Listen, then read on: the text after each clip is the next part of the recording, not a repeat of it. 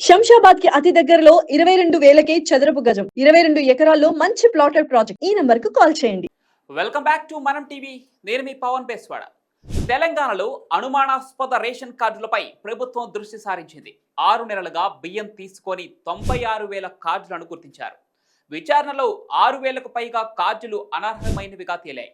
అలాగే రాష్ట్ర వ్యాప్తంగా 1.6 లక్షల మంది అనుమానాస్పదంగా ఉండటంతో పౌర సరఫరాల శాఖ వారి జాబితాను తీసి ఆయా మండలాల్లో తహసీల్దార్ల ద్వారా క్షేత్రస్థాయి విచారణ చేయిస్తోంది.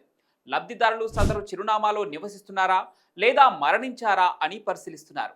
ఇక విచారణలో 100 ఏళ్ల వయస్సు పైబడి చనిపోయిన వారు కూడా రేషన్ లబ్ధిదారుల జాబితాలో పెద్ద సంఖ్యలో ఉన్నట్లు గుర్తించారు. మరికొందరికి 2 వేర్వేరు కార్డుల్లో పేర్లు ఉన్నట్లు కూడా సమాచారం.